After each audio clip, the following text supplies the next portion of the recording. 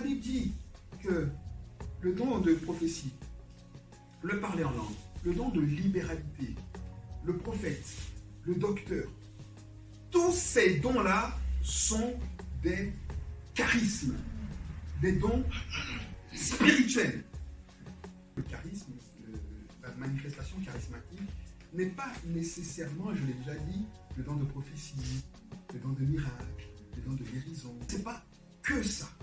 Oui, ça en fait partie, mais c'est pas que ça. Un don spirituel, un don charismatique n'est pas nécessairement quelque chose de spectaculaire. Et ça, il faut qu'on entende ça dans nos églises charismatiques. Être doué de dons charismatiques, c'est pas forcément avoir un don spectaculaire, comme le prophesy ou le don de miracle. Non! Et ça, c'est un problème. Quelqu'un qui se définit dans nos églises comme charismatique, c'est quelqu'un qui opère des choses spectaculaires, sinon on dit qu'il n'est pas charismatique. D'ailleurs, dans nos églises, c'est dans nos églises qu'on entend nos chrétiens, nous là, dire qu'un pasteur n'est pas puissant. Pourquoi? Parce qu'il n'a pas de charisme selon notre pensée. Mais c'est problématique. Et on veut plus de Dieu. On veut plus de quoi? Plus de l'esprit de Python? Plus de la manifestation prophétique de cette sorcière qui a parlé à Saül? Il faut se poser les bonnes questions. Non, le don charismatique n'est pas nécessairement spectaculaire. D'ailleurs, on l'a dit. Comment est-ce que le don de libéralité peut être spectaculaire? Est-ce que tu viens tous les jours comme ça en disant « Ah, j'ai le charisme de la libéralité. Ah, je fais un chèque. 1 million. Waouh !» J'ai déjà vu ça. Donc, le don de libéralité, là, c'est un don charismatique, mais comment est-ce qu'il fait pour être spectaculaire? Dites-moi. Quelqu'un qui s'occupe du côté administratif de l'Église, c'est un charisme. L'apôtre Paul le dit, la présidence, c'est un charisme. Mais comment est-ce qu'il fait pour être spectaculaire? J'ai travaillé les comptes, tous les comptes tombent juste. Oh, alléluia, je t'ai rempli de l'Esprit de Dieu. Non, parce que nous, on a associé don spirituel et charisme à quelque chose de spectaculaire. C'est pour ça qu'on veut plus. On veut plus de quoi? Plus de spectaculaire. En vérité, regardons au fond de nous. On veut quoi? On veut plus de quoi? On veut sentir. On veut une manifestation. La foi charismatique ou la piété charismatique ne signifie pas faire des expériences spirituelles. Parce que ça aussi, quand on dit « je veux plus », là, on y met ça. On veut expérimenter des choses. Mais la vérité,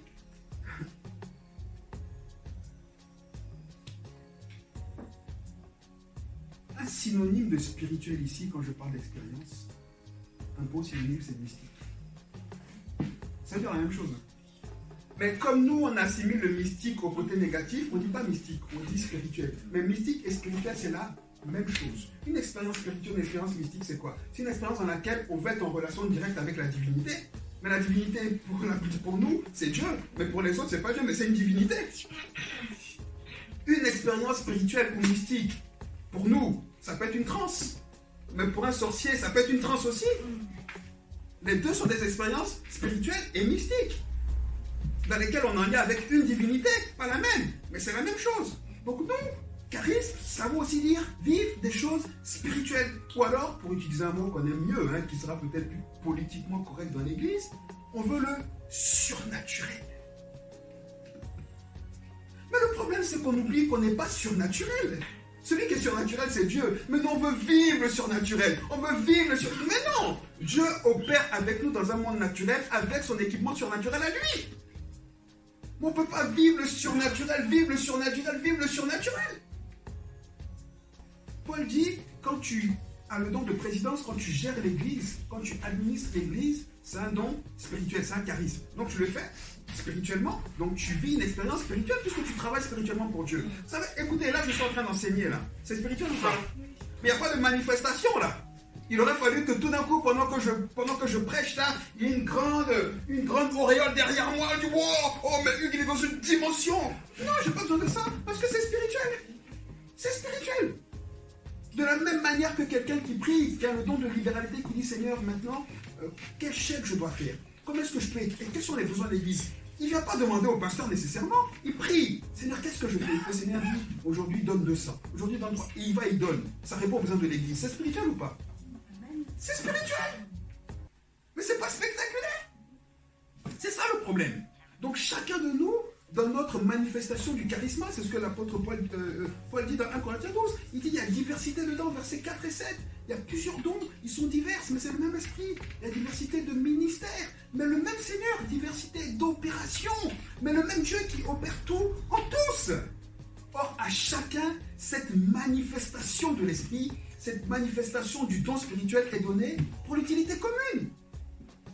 À chacun est donnée une manifestation. L'apôtre Paul, il explique, en parlant de lui, qu'il a fait une expérience. Il dit bien, il y a 14 ans, j'ai été ravi jusqu'au 3e ciel. Il dit, il y a 14 ans. Est-ce qu'il dit tous les samedis depuis 14 ans? Le Saint-Esprit vient et me ravit, et je vais dans le 3e ciel. Non, c'est une expérience unique qui s'est passée qu'une fois. Est-ce que l'apôtre Pierre a vécu la même expérience? Il n'a pas eu besoin, parce que l'apôtre Pierre, il a vu Jésus face à face, il a touché Jésus. Voilà une expérience mystique, une expérience spirituelle, une expérience surnaturelle vécue par l'apôtre Paul. Donc oui, ça existe, oui, Dieu le fait, mais Dieu ne le fait pas toujours. C'est pas tout le temps. On n'est pas des anges pour vivre dans le ciel, c'est les anges qui vivent dans le ciel.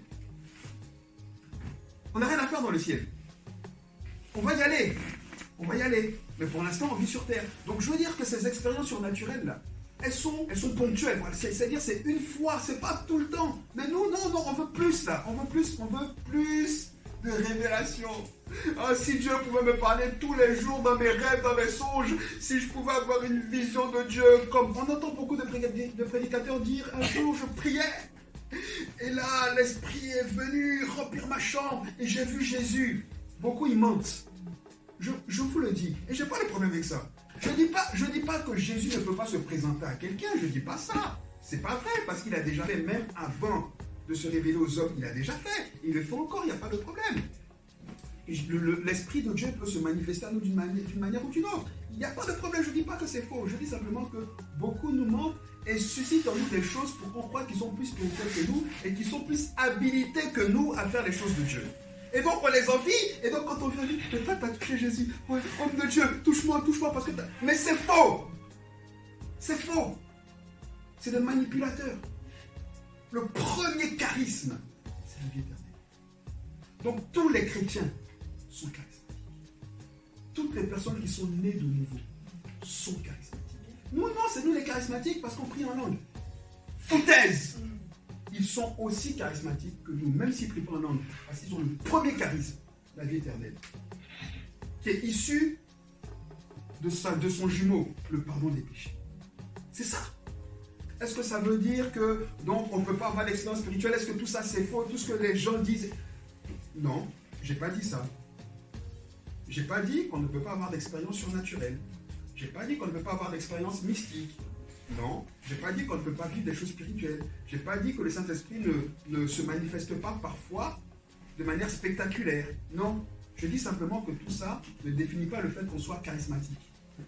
Un don spirituel, ça ne veut pas dire qu'on est spectaculaire, qu'on vit de manière surnaturelle, qu'on vit des expériences spirituelles. Parce que quand on fait la comptabilité pour l'Église, on est aussi spirituel que moi qui suis en train d'enseigner la parole ou que le prophète est en train de prophétiser.